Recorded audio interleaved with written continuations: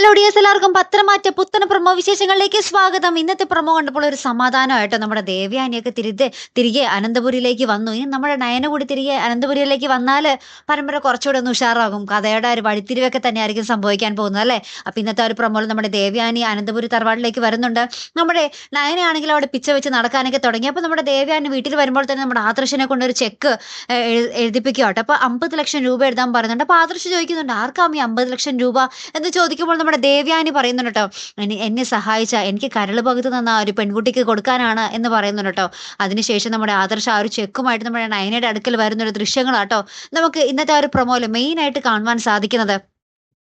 പിന്നീട് കാണിക്കുന്നതാട്ടോ അടിപൊളി വഴിത്തിരിവ് വരാൻ പോകുന്നത്. കാരണം എന്ന് വെച്ചാൽ നമ്മുടെ കനക ഒരു പൂജാരിയെ പോയി കാണുമ്പോൾ പറയുന്നുണ്ട്, നന്ദുവിന്റെ കാര്യം ഇങ്ങനെ പറയുമ്പോൾ പറയുന്നുണ്ട് കേട്ടോ, നന്ദു ആ സ്നേഹിച്ചിരുന്ന ഒരു ചെക്കനുണ്ടല്ലോ, അത് അദ്ദേഹം വിവാഹം കഴിച്ചിട്ടുണ്ടെങ്കിൽ പോലും പിന്നീട് ആ ഒരു വിവാഹം ആ ഒരു ബന്ധം പിരിഞ്ഞിട്ട് തിരികെ നിങ്ങളുടെ മകളുടെ അരികിലേക്ക് തന്നെ വരും. ആ സ്നേഹിക്കുന്നവർ തന്നെ വീണ്ടും ഒന്നാകും, അത് ഉറപ്പാണ് എന്ന് പറയുന്ന ഒരു രംഗങ്ങളാട്ടോ. അതിനുശേഷം നമ്മുടെ അനിയും നമ്മുടെ നന്ദു ഇങ്ങനെ കണ്ണും നോക്കി നിൽക്കുന്ന കുറച്ച് രംഗങ്ങളാട്ടോ നമുക്ക് ഇന്നത്തെ ഒരു പ്രൊമോയിൽ കാണുവാൻ സാധിക്കുന്നത്. എന്തായാലും ഒരു മനോഹരമായിട്ടുള്ള ഒരു നിമിഷങ്ങളാണ് വരാൻ പോകുന്നത്. നമ്മുടെ നന്ദു അനി കല്യാണം പോരാതെ തന്നെ നമ്മുടെ ആദർശിന്റെ അമ്മ നമ്മുടെ ദേവയാനി അറിയുന്നു നമ്മുടെ നയനയാണ് കരൾ പകത്ത് കൊടുത്തതെന്ന്.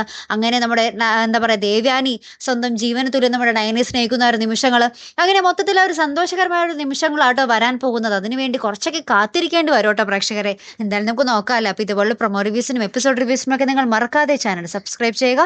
അടുത്തൊരു വീഡിയോ വരുന്നത് വരയ്ക്കും ഗുഡ് ബൈ.